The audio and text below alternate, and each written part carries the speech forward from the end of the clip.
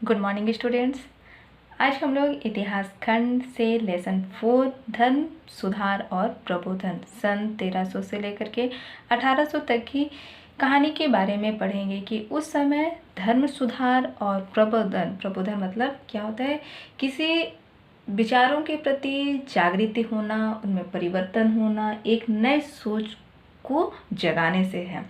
तो किस तरीके से धर्म सुधार और प्रबोधन को आगे बढ़ाया गया, उसमें नई सुधार की गई, इसके बारे में पढ़ेंगे।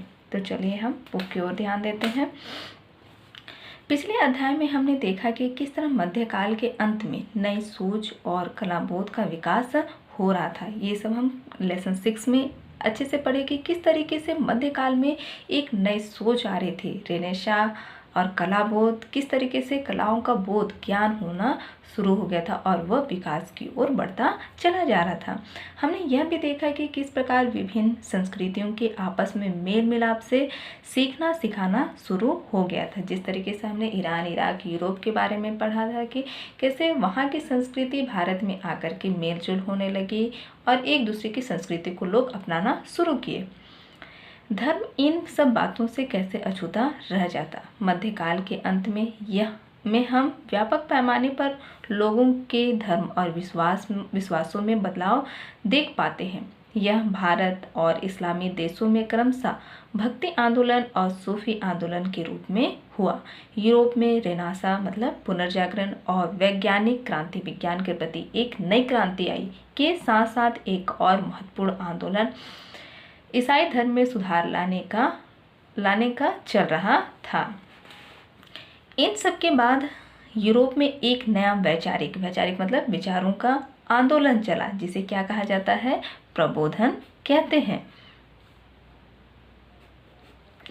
जिसके अंतर्गत तर्क मतलब किसी भी चीज या मुद्दे में उसकी अंतिम सिद्ध तक, वो जब तक वो पुष्टि ना हो जाए ना, वहाँ तक वो तर्क पर लगे रहते हैं। और आलोचनात्मक मतलब उन चीज़ों से जो भी तर्क वितर्क निकल के आता है उसका आलोचनात्मक दृष्टिकोण, उसको सही और गलत दोनों तरीके से, दोनों पहलुओं से उसको देखना और समझने का विकास और वैज्ञानिक सोच का प्रसार हुआ था।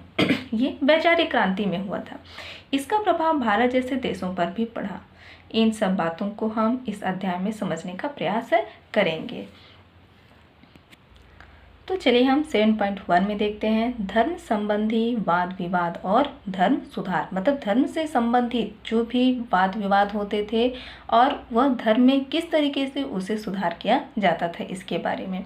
मध्यकाल के बारे में यह सामान्य धारणा है कि तब लोग धर्म विरुद्ध थे, मतलब धर्म के आधार पर जैसा बोला जाता था उसी आधार पर वो मान लिया करते थे। और धर्म के जो आचार्य एवं धर्म के जो ग्रंथों के प्रति अंधश्रद्धा रखते थे, मतलब आंख बंद करके विश्वास रखते थे। आधुनिक काल में लोगों ने धर्मांधता से निकलकर तार्किकता और वैज्ञानिक विचारों को स्वीकार किया। इस अध्याय में हम इन कथनों का परीक्षण करेंगे। तो ये हम क्या देख रहे हैं कि धर्म से संबंधित किस तरीके से लोगों में जो अंधविश्वास भरी थी उसे किस तरीके से निकाल करके, किस आधार पर, तर्क के आधार पर उसे सत्य और असत्य को पुष्टि करके, और किस तरीके से वैज्ञानिक विचारों के आधार पर उसे स्वीकार किया गया। इस अध्याय में हम इसका परीक्षण, उसके बारे में जो भी बातें बताई गई है वो किस तरीके से सामने आई है उसके बारे में हम पढ़ेंगे। अब हम 7.1.1 में देखेंगे कि भारत में धार्मिक विविधता, किस तरीके से भारत में धर्म से संबंधित कैसी विविधता देखने को मिली, इसके बारे में हम पढ़ेंगे। यदि हम 4वीं सदी के बाद के भारत को देखें तो पता चलता है कि यहाँ कई धर्मों, पंथों तथा दर्शनों का चलन था। जब हम 4वीं सदी के भारत की स्थिति को हम देखें तो उस समय क्या होता था कि उसमें कई धर्म थे और साथ ही साथ पंथ जो थे और साथ दर्शन उसको चलाने वाले लोग जो थे वो भी थे। न केवल विभिन्न प्रदेशों में धार्मिक विविधता थी, बल्कि एक क्षेत्र में भी लोगों के धार्मिक विश्वास अलग अलग थे। मतलब धर्म के प्रति जो विश्वास था, वो लोगों के प्रति जो विश्वास पैदा हो रहा था वो भी कैसा था, अलग अलग था। यही यही नहीं, हम यह भी देखते हैं कि लोग एक दूसरे के विचारों को सुनकर व समझकर अपने विचारों व विश्वासों को लगातार बदल रहे थे और नए विचारों को स्वीकार करने के लिए तैयार थे। कि यहाँ पे कि यही नहीं बल्कि क्या है, एक दूसरे के जो विचार थे उसको क्या है सुनकर और समझकर वो क्या करते थे, अपने विचार जो थे और विश्वास को लगातार कैसा करते थे, बदलते रहते थे। मतलब एक दूसरे के विचारों को सुन करके समझ करके वो हमेशा अपने विचार और विश्वास थे वो परिवर्तन करते रहते थे और नए विचार को स्वीकार करने के लिए तैयार थे। अब आगे देखते हैं, हर क्षेत्र में एक और वहाँ के जनजातीय समाज के लोग थे और हर क्षेत्र में क्या थे, एक वहाँ जनजातीय समाज के लोग रहते थे जो अपने पारंपरिक रीति रिवाजों के अनुसार देवी देवताओं की उपासना करते थे। ये क्या है, जनजातीय समूह के लोग अपनी परंपरा के अनुसार, अपनी रीति रिवाजों के अनुसार वो देवी देवताओं की पूजा पाठ अर्चना उपासना जो भी करनी थी वो करते थे। दूसरी ओर वैदिक धर्म को मानने वाले लोग थे जिनमें ब्राह्मण अग्रणी थे, जो ब्राह्मण धर्म मानते थे। इनमें से कई लोग वेदों को तो मानते थे मगर उसमें वर्णित कर्मकांडों या देवी देवताओं की जगह शिव विष्णु आदि की उपासना करते थे। इनमें से बताया था कि कई लोग क्या है, वेदों को तो मानते थे मगर उसमें वर्णित जो बातें बताई गई थी वो क्या है, कर्मकांड या बोले आप देवी देवताओं की जगह क्या करते थे, शिव विष्णु आदि की वो क्या करते थे, उपासना करते थे, उनकी पूजा अर्चना की जाती थी। वैदिक ब्राह्मणों में भी कई लोग थे जो वैदिक कर्मकांड की जगह देवताओं की पूजा की मूर्ति स्थापित करके पूजा पाठ करते थे। ये भी बताया गया कि वैदिक जो ब्राह्मण थे उनमें भी कई तरह के ब्राह्मण हुआ करते थे जो क्या है, वैदिक कर्मकांड जो भी कार्य किए जाते थे या देवी देवताओं की जगह पूजा पाठ जो की जाती थी वो भी क्या है, मूर्ति के स्थापित ये सब वो करते रहते थे। या फिर धर्म गृहिणी त्याग कर ब्राह्मण का ध्यान करने में विश्वास करते थे। कुछ लोग ऐसे थे जो ब्राह्मणों में ये भी देखा गया था कि कुछ लोग अपने घर गृहस्थी को त्याग देते थे, छोड़ देते थे और सीधे ब्रह्मा की ओर अपने ध्यान में लग जाते थे और वो विश्वास भी यही करते थे। इन सब लोगों ने अपने अपने विचारों के समर्थन में ग्रंथ लिखे हैं। मतलब उन्होंने अपने जो विचार सामने आए, उन्होंने समझा, उसके बारे में उन्होंने क्या लिखा है, ग्रंथ लिखा है। एक दूसरे से शास्त्रार्थ किए और अपने अनुयायियों को अपने विचार व आचरण सिखाए। शास्त्रार्थ का मतलब यहाँ मैं बता दूँ आप लोगों की, प्राचीन भारत में जो दार्शनिक हुआ करते एवं धर्म वाद विवाद या चर्चा होती थी तो उसमें से जो भी बात उठकर आती थी, प्रश्नोत्तर आप समझ सकते हैं इसको, वो क्या कहलाती थी, शास्त्रार्थ कहलाती थी। कि और अपने अनुयायियों को, जो उनके पथ पर चलने वाले जो लोग थे उन लोगों को अपने विचारों व आचरण को उन्होंने सिखाया। इनमें से प्रमुख थे, क्या थे, वैशेषिक और मीमांसावादी और वेदांती। यहाँ मैं आप लोगों को बता दूं, जो वैशेषिक होते थे वो पदार्थ विद्या का अनुयायी होते थे। मीमांसावादी ये होते थे विचार पूर्वक निर्णय करने की जो क्रिया होती थी वो किसमें होती थी, मीमांसावादियों में होती थी। और वेदांती ये होते थे जो वेदांतों का ज्ञान रखते थे, या बोले आप इसको ब्रह्मवादी भी कह सकते हैं। यहाँ आगे बताया गया है कि वेदांत जो लोग वेदों के अंतिम भाग यानी उपनिषद के विचारकों को अपना आधार मानते थे, वे क्या कहलाते थे, वेदांती कहलाते थे। जो वेदांतों के ज्ञाता होते थे उनके बारे में विचारों का उनके अपना आधार मान करके वो करते थे। बाद में जाकर वेदांत मार्ग के लोगों का प्रभाव बढ़ा, लेकिन उनमें भी अनेक शाखाएं बन गई। जो वेदांती लोग होते थे, वेदांत मार्ग पे जो चलने वाले लोग थे, उनमें भी कई शाखाएं बनने लगी। इनमें सबसे महत्वपूर्ण विचारक थे 8वीं सदी के आदि, जो क्या थे, शंकराचार्य जी। तो जो कौन से सदी के थे, 8वीं सदी के।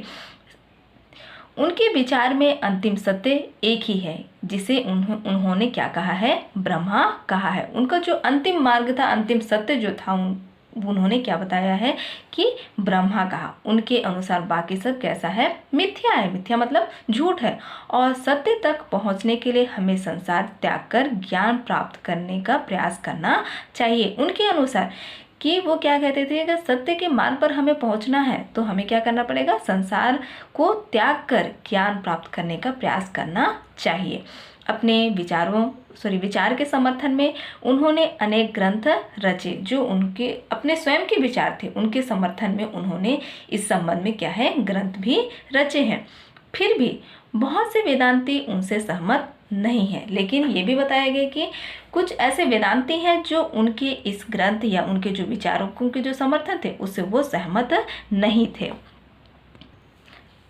उनमें से एक थे 12वीं सदी की रामानुजाचार्य, जिनका मानना था कि अंतिम सत्य तो ईश्वर है। उन्होंने क्या कहा है कि 12वीं सदी के जो रामानुजाचार्य जो थे, जिनका मानना था कि अंतिम सत्य क्या है, ईश्वर है, जो दुनिया की सृष्टि, पालन और विनाश करता है। वो क्या बोलते थे कि अंतिम सत्य क्या है, ईश्वर है, जो क्या है, दुनिया की सृष्टि बनाने वाला, पालने वाला और विनाश करता है। इसके अलावा जीव भी है, जो उस ईश्वर में लीन होने के लिए आतुर है। उन्होंने ये कहा कि इसके अलावा भी क्या है, वो जीव है जो ईश्वर में लीन होने के लिए आतुर है, उस पर लीन हो जाना चाहता है। और यह भक्ति के माध्यम से हो सकता है। इसके लिए क्या जरूरी है, भक्ति का माध्यम अपना करके हो सकता है। इसके बाद सदियों तक इन दोनों विचारकों के अनुयायियों के बीच वाद विवाद चलता रहा। किसके बीच, जो शंकराचार्य थे और रामानुजाचार्य के जो विचार जो सामने आ रहे थे, उन विचारों में क्या है, एक नए नए विचारों उत्पन्न होने लगे और वाद विवाद भी क्या है, चलता रहा। यह तो हुई बात वैदिक ब्राह्मणों की एक शाखा की। इसके अलावा वैदिक परंपरा में शिव को पूजने वाले, यह क्या बताया गया कि वैदिक परंपरा में जो थी क्या है, मुख्य बात, वैसे तो वैदिक ब्राह्मणों में कई शाखाएं थी, अनेक शाखाएं थी, लेकिन यहाँ वैदिक परंपरा में देखने को क्या मिलता था कि शिव को पूजने वाले शैव, और क्या बताया है, शक्ति को पूजने वाले शाक्त, विष्णु को पूजने वाले वैष्णव आदि हुए। ये क्या है, 3 चीज़ें सामने निकल करके आई कि वैदिक परंपरा में जो शिव को मानने वाले थे या उसकी पूजा अर्चना करने वाले थे, वो क्या कहलाते थे, शैव कहलाते थे, और शक्ति को पूजने वाले शाक्त कहलाते थे, और विष्णु को पूजने वाले वैष्णव आदि हुए। इनका भी आपस में वाद विवाद चलता रहा। इनके बीच में भी ये क्या है, वाद विवाद चलता रहा कि कौन सबसे बड़े ईश्वर है, उस तक कैसे पहुँचे आदि। इनमें से प्रत्येक में भी अनेक शाखाएं थी। सोचिए, शाखाएं के अंदर भी और शाखाएं थी कि, और साथ ही साथ में क्या विवाद चल रहा था कि सबसे बड़े कौन है, सबसे बड़ा ईश्वर कौन है और उस तक कैसे पहुँचा जा सकता है। अब आगे देखते हैं, वैदिक परंपरा से बाहर भी अनेक धर्म और संप्रदाय हैं। वैदिक परंपरा के से जो परंपरा थी उससे भी बाहर और भी क्या है, धर्म और संप्रदाय है, समूह के रहने वाले लोग हैं, जैसे बौद्ध, जैन, आजीविक आदि। पहली सदी से ही ईश्वर धर्म का आगमन केरल और तमिलनाडु में होने लगा था। मतलब पहली सदी से ही ईसाई धर्म का जो आगमन था वो क्या है, केरल और तमिलनाडु में होने लगा था। 7वीं सदी के बाद इस्लाम धर्म को मानने वालों की आबादी गुजरात से केरल और उत्तर भारत में बनी। ध्यान रहे कि 7वीं सदी की स्थिति में क्या है, इस्लाम धर्म के लोग की जो आबादी, उनकी संख्या क्या है, गुजरात, केरल और उत्तर प्रदेश में बढ़ने लगी थी। ये वेदों और ब्राह्मणों के श्रेष्ठता को नहीं मानते थे। इनमें से कई ऐसे थे जैसे जैन मत या बौद्ध मत, जो ईश्वर को भी नहीं मानते थे। इनमें से प्रत्येक की कई शाखाएं और उपशाखाएं थी। मतलब इसमें भी क्या है, जैन और बौद्ध धर्म के अंतर्गत भी जो कुछ लोग ईश्वर को मानते थे और कुछ लोग ईश्वर को नहीं मानते थे। तो इस तरीके से अनेक विचार क्या है, सामने होती गई, और साथ ही साथ शाखाओं के अंदर भी विभिन्न तरह की शाखाएं बनने शुरू हो गई। तो चलिए आगे देखते हैं 11वीं सदी में उत्तरी भारत में तुर्कों का राज्य बना जो इस्लाम धर्म को मानते थे। ये क्या है, 11वीं सदी की बात है। जैसे हमने यहाँ पे 7वीं सदी में देखा था कि उस स्थिति में गुजरात, केरल और उत्तर प्रदेश में था, लेकिन 11वीं सदी में उत्तर भारत में तुर्कों का राज्य बना जो क्या है, इस्लाम धर्म को मानते थे। उस समय मध्य एशिया के इस्लामी प्रदेशों पर मंगोल कबीलों का आक्रमण था। मंगोल जो कबीलों के रहते थे उनका आक्रमण हुआ। मंगोल कबीले चीनी और इस्लामी देशों के बीच के मैदानों में रहने वाले क्या थे, पशुपालक थे, पशुओं को चराने वाले और अपने साथ में रखने वाले, जिन्होंने 13वीं सदी में पूरे इस्लामी राज्यों पर आक्रमण करके उन्हें क्या कर दिया, ध्वस्त कर दिया, उन्हें समाप्त कर दिया। उनके प्रकोप से बचने के लिए अनेक इस्लामी विद्वानों और सूफी संतों ने भारत में शरण ली। उनके डर से, प्रकोप से क्या होने लगा के लिए उन्होंने इस्लामी विद्वानों और सूफी संतों ने क्या है, भारत में शरण ली। उन्हें रहने को वो भारत में जगह ढूंढने लगे। इस्लाम में भी कई शाखाएं थीं, जैसे सुन्नी और शिया बताया है।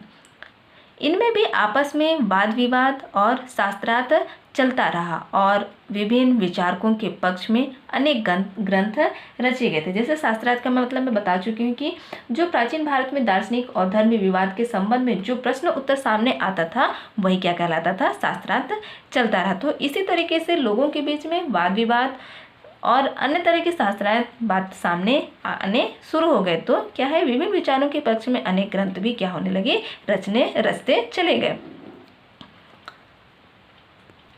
अब आगे देखते हैं, इस्लामी धर्मों व शासन के प्रभाव में भारत में कई लोगों ने इस्लाम धर्म को स्वीकार किया। क्या हुआ, इस्लामी संतों व शासन के प्रभाव से, उनका जो शासन चल रहा था उसके प्रभाव से भारत में कई लोगों ने क्या कर लिया, इस्लाम धर्म को स्वीकार किया। जिन्होंने इस्लाम धर्म को स्वीकार किया उन्होंने भी अपने पुराने धर्म और रीति रिवाजों के कई तत्वों को अपनाया। उन्होंने भी क्या है, धर्म को स्वीकारा और जो पुराने धर्म रिवाज थे उनके तत्वों को भी उन्होंने अपनाया, उससे जो संबंधित थे उनको भी वो अपनाया। इन बातों का एक प्रबल उदाहरण है, जैसे यहाँ बताया गया है, पीरों की इस्लामी संत दरगाहों के प्रति श्रद्धा। अरब और इराक जैसे देशों में पीरों और मज़ारों के प्रति अधिक आस्था नहीं देखी जाती, लेकिन भारत में जो प्रमुख सूफी संत थे जैसे ख्वाजा मोइनुद्दीन चिश्ती और हजरत निजामुद्दीन औलिया, ये प्रमुख लोग थे।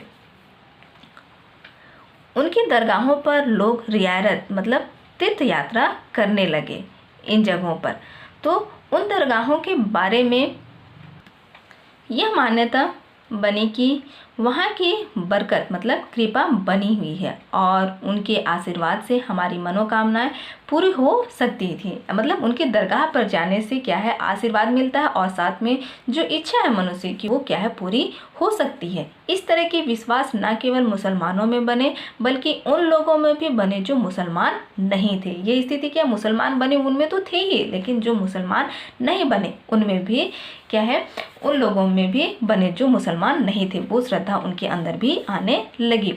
वे भी इन मज़ारों में प्रार्थना करने लगे। अक्सर वे इन संतों के विचारों को भी धीरे धीरे अपनाने लगे। जो संत हमने पढ़े, निजामुद्दीन औलिया और भी जो धर्म के क्या बोलना चाहिए, उनको चलाने वाले जो लोग थे, उनके जो विचार थे उनको धीरे धीरे और भी लोगों ने अपनाने लगे कि ईश्वर एक ही है और वह कैसा है, निराकार है। उसके सतत स्मरण और प्रेम भाव से उस तक पहुंचा जा सकता है। उन्हें ये बताया कि ईश्वर एक है और वह कैसा है, निराकार है, उसकी कोई आकृति नहीं है और उसके सतत मतलब हमेशा क्या करना है, स्मरण, उनको याद करना और प्रेम भाव मतलब प्रेम के भाव से उस तक पहुंचा जा सकता है। आम लोगों के धार्मिक विश्वासों में भी काफ़ी विविधता थी। जो आम लोग थे उनकी धार्मिक विश्वास, धर्म के प्रति जो विश्वास था उसमें भी काफ़ी विविधता मतलब विभिन्न तरीके की विश्वास को देखने को मिलता है। इनमें समय के साथ लगातार बदलाव आ रहे थे। हर समुदाय के अपने अपने देवी देवता और उपासना के तरीके थे।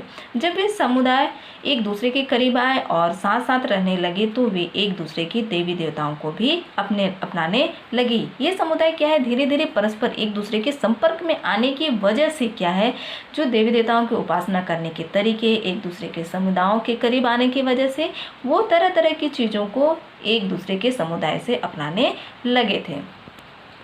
अब आगे देखते हैं, मध्यकालीन भारत के धर्म बहुत विविध थे। मतलब मध्यकालीन भारत में धर्म में बहुत ही विविधता देखने को मिली। इस विविध संप्रदाय व पंथों को मानने वालों में आपस में बहस और विवाद भी होते रहते थे। जो इस संप्रदाय के लोग, मतलब धर्म के जो विभिन्न समुदाय के लोग जो थे और साथ में जो पंथ जो लोग थे, वो आपस में क्या करते थे, बहस और वाद विवाद उनके बीच में होता रहता था।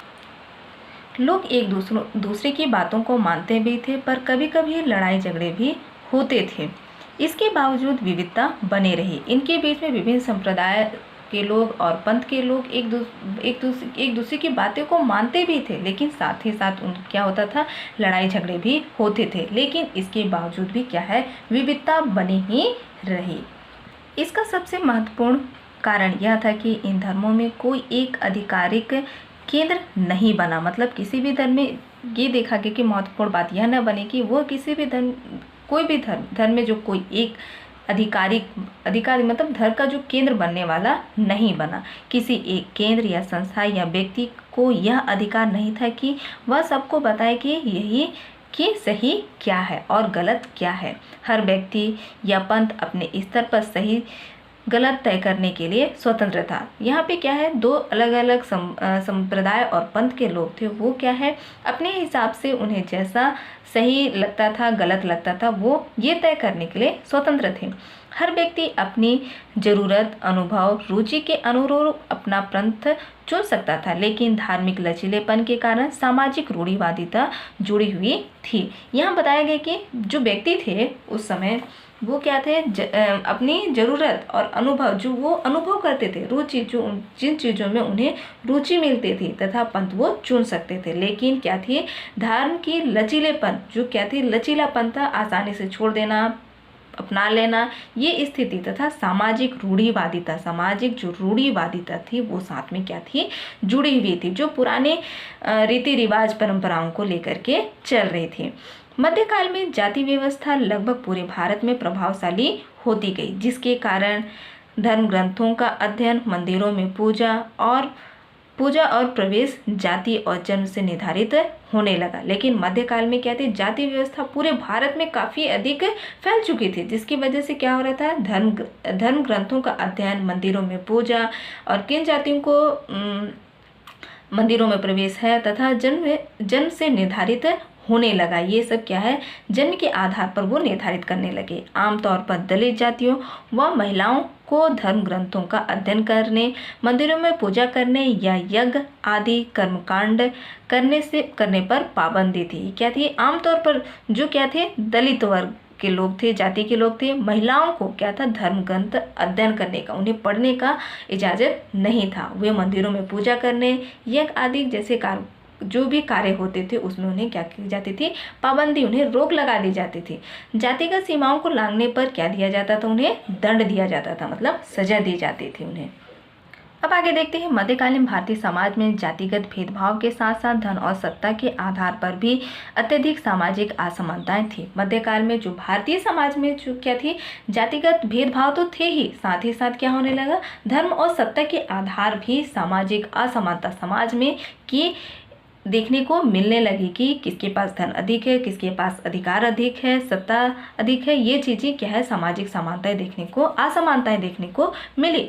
सल्तनत और मुगल शासन का प्रयास था कि शक्ति और संसाधन का केंद्रीकरण करना, मतलब किस तरीके से शक्ति और संसाधन का केंद्रीकरण हो सके जिसके आधार पर किया जा सके। इसके फलस्वरूप उनके अधिकारी, जिन्हें मनसबदार और जागीरदार कहते हैं, दमनकारी और शोषण होते गए। जो क्या है, ये सब जो लगान वसूल करने का काम होते थे, राजा के रिश्तेदार होते थे और जागीरदार, ये क्या है होते थे, वो कैसे थे, दमनकारी और शोषणकारी होते गए। लोगों पर दमन, उन्हें शक्तिपूर्वक उन्हें शोषण किया जाने लगा और उन्हें परेशान भी किया जाने लगा।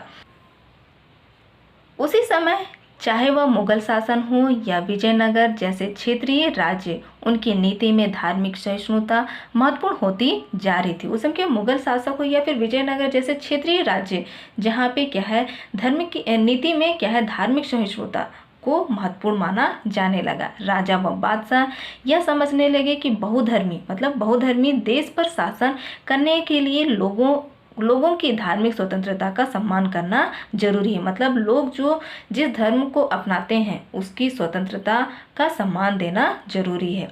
राज्य को धर्म के आधार पर भेदभाव यथासंभव नहीं करना चाहिए। किसी भी राज्य को क्या है धर्म के आधार पर उसे भेदभाव नहीं करना चाहिए। इस नीति को मुगल बादशाह अकबर और उसके सलाहकार अब्दुल फजल ने सुकल कुल की नीति कहा है, जिन्होंने क्या है इस नीति में जो मुगल बादशाह अकबर ने बहुत अच्छे तरीके से सलाहकार, जो उन्हें सलाह देने वाले कौन थे, अब्दुल फजल ने सुलह कुल की नीति, जो उन्होंने एक बहुत ही अच्छी नीति बनाई लोगों को सिखाने के लिए, जिसमें क्या कहा गया है। अकबर का कहना था कि बादशाह ईश्वर का प्रतिनिधि है। जो बादशाह क्या है ईश्वर का प्रतिनिधि है, और जिस तरह ईश्वर को अपनी कृपा, वर्षा, धूप के रूप में हर धर्म के मनुष्यों को समान रूप से बरसाता है, उसी तरह बादशाह को भी किसी से धर्म के आधार पर भेदभाव नहीं करना चाहिए। जिस तरीके ईश्वर क्या है सभी धर्म के लोगों को वर्षा जल, जैसे यहाँ बताया गया कि वो सभी लोगों के लिए समान रूप से देता है या उन पर कृपा करता है, तो उसी तरीके से बादशाह को भी क्या करना चाहिए कि धर्म के आधार पर उनके साथ भेदभाव नहीं करना चाहिए, बल्कि सबके साथ समान रूप से व्यवहार करना चाहिए। उसकी जिम्मेदारी है कि राज्य में जितने लोग हैं वे शांति से रहें और समृद्ध रहें। जो उस राज्य में रहने वाले लोग वो क्या है शांतिपूर्वक रहें और समृद्ध रहें। वो अपनी आवश्यकताएं जो भी है वो पूर्ति कर सके और सही ढंग से अपना जीवन यापन कर सके। यानी बादशाह किसी एक धर्म के लोगों के लिए नहीं, बल्कि सभी धर्मों के लिए है। अकबर एक तरह एक बुद्धिवादी था, जो परंपरा, अंधविश्वास, धर्म को स्वीकार नहीं करना चाहता था। यहाँ जो बादशाह की को बताया गया कि वह जो लोग थे वो धर्म के आधार पर उनके साथ व्यवहार नहीं करता था, बल्कि वो एक अच्छा व्यक्ति था, बुद्धिवादी था, लोगों की बातों को सोचता समझता था, तथा वो परंपरा के अंतर्गत जो अंधविश्वास लोगों के अंदर थे वैसे चीज़ों को वो स्वीकार नहीं करता था। वह चाहता क्या था कि हर धर्म की अच्छाई को हम अपनी बुद्धि द्वारा पहचान कर स्वीकार करें और जो गलत है उसे छोड़ दें। कुछ इसी तरीके की भावना तत्कालीन भक्ति संतों में देखी जा सकती है। उनकी बहुत अच्छी सोच थी कि वो क्या है जो भी आप अंधविश्वास को देखते हैं उसको स्वीकार नहीं करना चाहिए, बल्कि क्या है धर्म में जो अच्छाई है उसे अपने बुद्धि के आधार पर उसे सोचे समझे पहचाने और उसे स्वीकार करें, और जो गलत है उसे छोड़ दें। कुछ इसी तरीके की भावना क्या है तत्कालीन भक्ति संतों में देखी जाने लगी। ये स्थिति जो भक्त संत थे उनके अंदर देखने को मिलती है। इसी सामाजिक असमानता, भेदभाव, धार्मिक विविधता और वैचारिक टकराव के बीच कबीर, रैदास, दादू दयाल, मीरा, तुलसीदास, सूरदास, गुरु नानक आदि संत हुए। इन सब के बीच भी एक सामाजिक असमानता होने के बावजूद भी, भेदभाव होने के बावजूद भी, धार्मिक विविधता होने के बाद भी, और लोगों के बीच क्या है टकराव होने के बाद भी क्या है कबीर जैसे, रैदास हो गए और दादू दयाल जैसे और मीरा, इस तरीके से अनेक संत सामने आने लगे। इनमें से कई लोग ऐसे थे जिन्होंने उस काल के विभिन्न धर्मों की रूढ़िवादिता को नकार दिया। ये क्या थे उस समय जो धर्म से संबंधित जो रूढ़िवादिता थी, जो पुरानी परंपराओं के आधार पर जिनमें सत्य का कोई प्रभाव देखने को नहीं मिलता था, तो उन चीज़ों को उन्होंने नकार दिया और यह बताने का प्रयास किया कि ईश्वर क्या है एक है और उन तक पहुंचने के लिए किसी कर्मकांड या मंदिर या मस्जिद की जरूरत नहीं है। मतलब ईश्वर तक पहुंचने के लिए आपको किसी कर्मकांड या मंदिर या मस्जिद की जरूरत नहीं है। केवल क्या करना है उनके प्रति असीम प्यार, मतलब ईश्वर के प्रति प्रेम और एक दूसरे की पीड़ा को दूर करने की प्रयास की जरूरत है। मतलब एक दूसरे की जो समस्याएं हैं उसको समझने, उसे दूर करने की जरूरत है। इस तरह के विचारों को नए उभर रहे सामाजिक तबकों जो क्या है, सामाजिक तबका मतलब दबे हुए लोग हैं, जैसे कारीगर, छोटे व्यापारी, किसान आदि ने उत्साह से अपनाया। यहाँ क्या है, इन सब विचारों के, नए विचारों के उभरने से समाज में जो तबके लोग थे जिनकी स्थिति बहुत ही नाजुक थी, वो उभर नहीं पा रहे थे, उनके लिए क्या था, ऐसे उनके लिए खुशी की बात थी और उन्होंने क्या है, अपनाया भी इस बात को। इनमें से कुछ जैसे नानक पंथ हो गए, दादू पंथ और कबीर पंथ विशिष्ट पंथ बने। इनके विचार जन सामान्य मतलब लोगों के बीच उनके गीतों के माध्यम से पहुँचे, कि उन्होंने क्या है, गीतों के माध्यम से लोगों को अपने विचारों को वो पहुँचाए। जन सामान्य में से कुछ जो उन विचारों से अधिक प्रभावित हुए थे, इन पंथों में शामिल हुए और विशेष आचरण, वेशभूषा आदि के माध्यम से अपने पंथ की पहचान बनाई। जो जन सामान्य लोग थे, जो जनता लोग थे, उन्होंने उनके विचारों से प्रभावित हुए और साथ ही उसको वो अपना लिए, उनके आचरण को, उनके वेशभूषा को, और साथ ही साथ उनके माध्यम से वो अपने पंथ की भी पहचान बनाई। ऐसे ही एक पंथ सतनामियों को आज के हरियाणा राज्य में था। उन्होंने जात पात के भेदभाव तथा धार्मिक कर्मकांडों को समाप्त करने का प्रयास किया। एक हरियाणा राज्य के पंथ जो सतनामी थे, उन्होंने क्या है, जात पात के जो भेदभाव थे और धर्म के संबंधित जो भी कार्य चलते थे, क्रियाएं होती थी, उनको उन्होंने समाप्त करने का प्रयास किया। यही नहीं, उन्होंने मुगल शासन के दमनकारी अधिकारियों का भी पुरजोर विरोध किया। उन्होंने क्या किया, उन्होंने साथ ही साथ विरोध तो किया ही, भेदभाव जो और धर्म से संबंधित जो बुराइयां थी उन्हें दूर करने का प्रयास किया है। साथ ही जो मुगल शासन के दमनकारी, जो शोषण कर रहे थे, ऐसे अधिकारियों का भी उन्होंने विरोध किया। इस संप्रदाय की शुरुआत सन 1657 में नारनौल में हुई थी। वे एक सृष्टिकर्ता ईश्वर में विश्वास करते थे। सृष्टिकर्ता मतलब जो बनाने वाले हैं, उस भगवान पर वो विश्वास करते थे। उसकी उपासना के लिए मंदिर या मूर्ति पूजा की जगह सामूहिक भजन गायन करते थे। वो क्या है, अपनी श्रद्धा को दिखाने के लिए क्या करते थे, मंदिर या पूजा की जगह वो क्या करते, सामूहिक रूप से मिल करके भजन किया करते थे, गानों के माध्यम से। कहा जाता है कि वे कबीर और नानक के भजन गाते थे।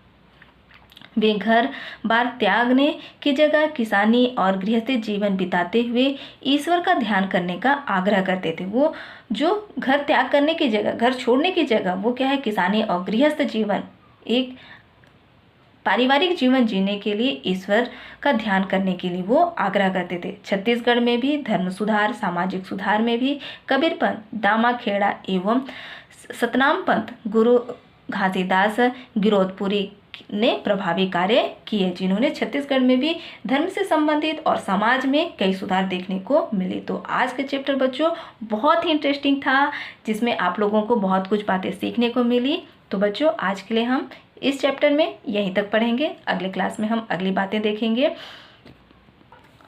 होमवर्क है क्वेश्चन नंबर 1, मध्यकालीन भारत में परम सत्य के बारे में क्या क्या कल्पनाएं थी। क्वेश्चन नंबर 2, भारत में धार्मिक विविधता का लोगों के जीवन पर क्या प्रभाव पड़ा होगा। क्वेश्चन नंबर 3, जाति व्यवस्था ने किस प्रकार लोगों की धार्मिक स्वतंत्रता को प्रभावित किया होगा।